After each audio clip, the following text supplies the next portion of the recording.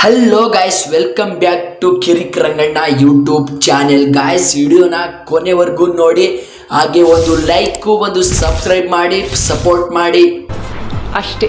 Gas subsidy ಕೊಡ್ತಾರೆ, ಅದನ್ನ ಕೊಡೋದಕ್ಕೆ ಶುರು ಮಾಡಿದ್ದು ಮೋದಿ ಅಲ್ಲ ಸರ್.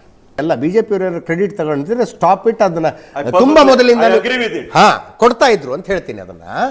ಅದನ್ನ ಶ್ರೀಮಂತರು ಬಿಟ್ಟು ಬಿಡಿ ಅಂತ ಹೇಳಿದಾಗ ಅದಕ್ಕಿಂತ ಮುಂಚೆ ಮೋದಿ ಬಂದು ಕಾಕಾ ಸಾಹೇಬಂಗೂ ಫ್ರೀ, ನಾನಾ ಪಾಟೀಲ್ಗೂ ಫ್ರೀ ಅಂದಿರಲಿಲ್ಲ.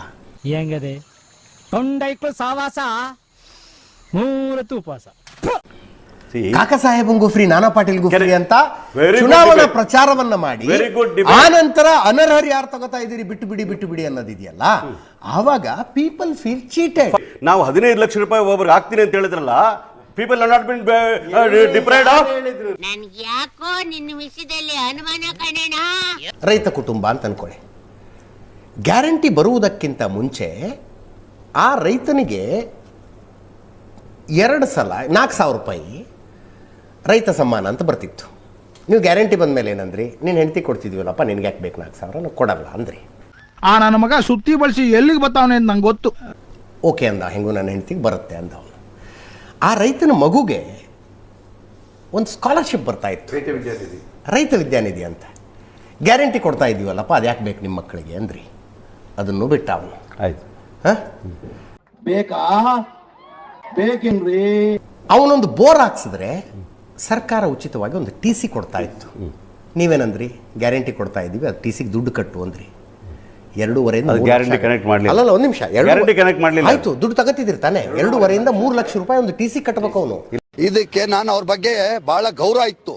ಆದ್ರೆ ಇವಾಗ ಚಿಲ್ಲರೆ ಕೆಲಸ ಮಾಡಿ ಆ ಗೌರವ ಕಳ್ಕೊಂಡ್ಬಿಟ್ಟಿದ್ದಾರೆ. ನೀವು 24,000 ಒಂದು ವರ್ಷಕ್ಕೆ ನೀನು ಹೆಂಡತಿ ಕೊಡ್ತಾ ಇದ್ದೀವಿ, 2.5 ಲಕ್ಷ ನೀನು TC ಕಟ್ಟು ಅಂದ್ರೆ ಅವ್ನು 10 ವರ್ಷ ಹೆಂಡತಿಗೆ ಬರೋ ದುಡ್ಡನ್ನು ಒಂದ್ಸಲ ಕಟ್ಟದಾರಿ ಅವನು.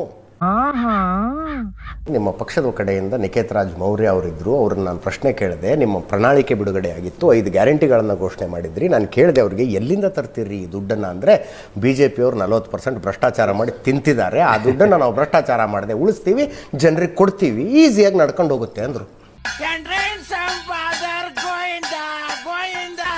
ನೀವು ಯಾರಿಗೆ ದುಡ್ಡು ಕೊಡ್ತಾ ಇದ್ದೀರಿ? ಅತ್ಯಂತ ಕಡು ಬಡವರನ್ನ ಆರ್ಥಿಕ ದೃಷ್ಟಿಯಿಂದ ಮೇಲಕ್ಕೆತ್ತಬೇಕು ಅಂತ ಕೊಡ್ತಾ ಇದ್ದೀರಿ. ನೀವು 3-4 ತಿಂಗಳು ಅಕ್ಕಿ ದುಡ್ಡು ಕೊಡೋಕ್ಕಾಗಲ್ಲ, 3-4 ತಿಂಗಳು ನಿಮ್ಗೆ ಗೃಹಲಕ್ಷ್ಮಿ ದುಡ್ಡು ಕೊಡೋಕ್ಕಾಗಲ್ಲ. ಬೇಕೇನ್ರಿ? ಕೊಡಲ್ಲ. ತಿಂಗಳ ಅವ್ರಿಗೆ ದುಡ್ಡು ಬೇಕ್ರಿ. 2,000 ರೂಪಾಯಿ ನೀವು ದುಡ್ಡು ಕೊಡ್ತಿದ್ರಿ ಅನ್ನೋದರ ಆಧಾರದ ಮೇಲೆ ಅವ್ರ ಜೀವನ ನಡೀತಾ ಇರುತ್ತೆ. ಮತ್ತೆ ನೀವು ಯಾವ ಕಾರಣಕ್ಕಾಗಿ ಗ್ಯಾರಂಟಿ ಕೊಡ್ತಾ ಇದ್ದೀರಿ ಹಂಗಾದ್ರೆ? 5 ತಿಂಗಳಿಗೊಮ್ಮೆ, 6 ತಿಂಗಳಿಗೊಮ್ಮೆ, ನಾಳೆ ಚನ್ನಪಟ್ಟಣ ಇಲೆಕ್ಷನ್ ಇದೆ, ಇವತ್ತು ಗೃಹಲಕ್ಷ್ಮಿ ಬರುತ್ತೆ, ಕೊಡಲ್ಲ. ನಿಮ್ಗೆ ಯಾವಾಗ ನೆನಪಿಗೆ ಬರುತ್ತೆ? ಲೋಕಸಭಾ ಚುನಾವಣೆವರೆಗೆ ಸರಿಯಾಗಿ ಕೊಟ್ರಿ, ಯಾಕಂದ್ರೆ ಓಟ್ ಬೇಕಿತ್ತಲ್ವಾ? ಇಲ್ಲ. ನಾಳೆ ಬೈ ಎಲೆಕ್ಷನ್ಸ್ ಇದೆ, ಹಿಂದಿನ ದಿನ ದುಡ್ಡು ದಂಡಿ ಯಾಕೆ ಕೊಟ್ರಿ? ಯಾಕೆ? ಓಟ್ ಬರಬೇಕಿತ್ತು. ಈಗ ಮುಂದೆ ಯಾವುದು ಚುನಾವಣೆ ಇಲ್ಲ. ಈಗ ಜಿಲ್ಲಾ ಪಂಚಾಯತ್ ZPTP ಬರಲಿ ನೋಡಿ, 4 ತಿಂಗಳು 5 ತಿಂಗಳದ ಟಕ್ ದುಡ್ಡು ಬರುತ್ತೆ. ಆ ಇಡೀ ಪ್ರೊಸೆಸ್ ಬಗ್ಗೆನೇ ಒಂದು ಪ್ರಶ್ನೆ ಇದೆ ರೀ. ಚುನಾವಣೆಯಲ್ಲಿ ಓಟ್ ಹಾಕುವಂತ ದುಡ್ಡನ್ನು ಕ್ಯಾಶ್ ಅಲ್ಲಿ ತಂದು ಕೊಡ್ತಿದ್ರಿ, ಈಗ ಅಕೌಂಟ್ ಹಾಕ್ತಾ ಇದ್ದಾರೆ. ಇಲ್ಲ.